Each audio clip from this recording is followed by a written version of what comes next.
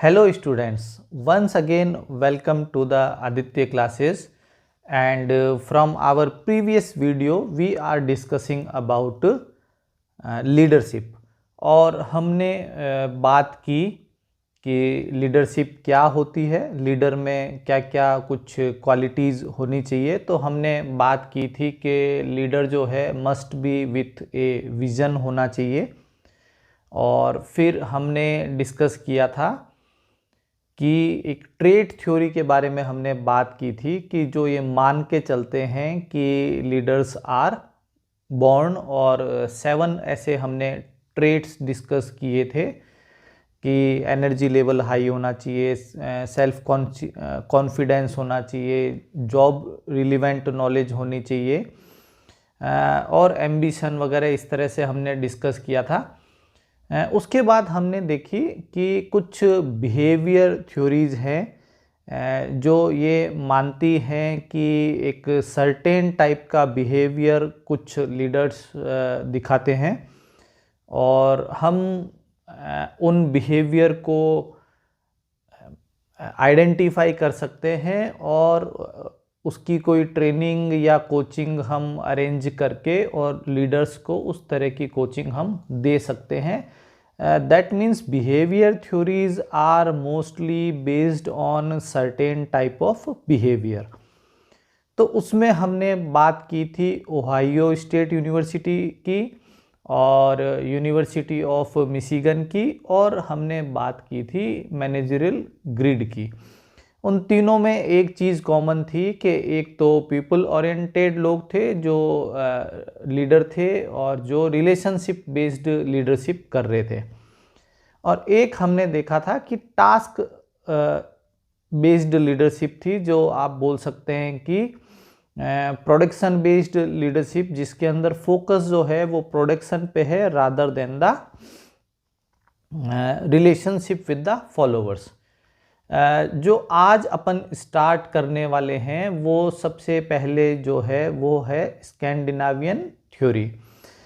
अब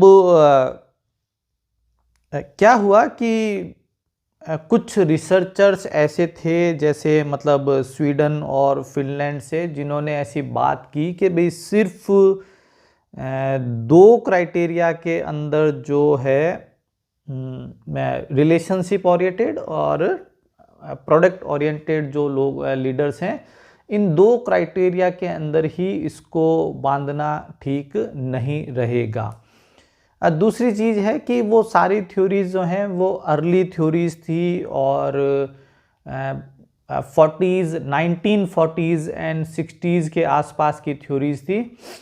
उस समय वर्ल्ड थोड़ा सा जो है वो स्टेबल था, इतना ज़्यादा इंडस्ट्रियलाइजेशन नहीं बढ़ा था। यस, थोड़ा बहुत इंडस्ट्रियलाइजेशन आया था, बट जिस लेवल पे आज अपन साइंस टेक्नोलॉजी इनोवेशंस को देखते हैं, उस तरह के हालात 1960s में नहीं थे।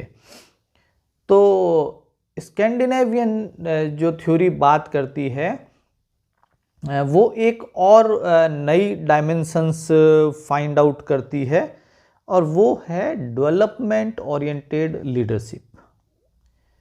ऐसे लीडर्स जो कि अपने ऑर्गेनाइजेशन के अंदर न्यू एक्सपेरिमेंट को प्रमोट करते हैं और न्यू आइडियाज़ और कुछ इनोवेटिव वो फॉलोअर्स को प्रमोट करते हैं, और वो लीडर खुद भी जो है वो डेवलपमेंट ओरिएंटेड, एक्सपेरिमेंट ओरिएंटेड, या फिर हम बोलें इनोवेशन ओरिएंटेड लीडर होते हैं।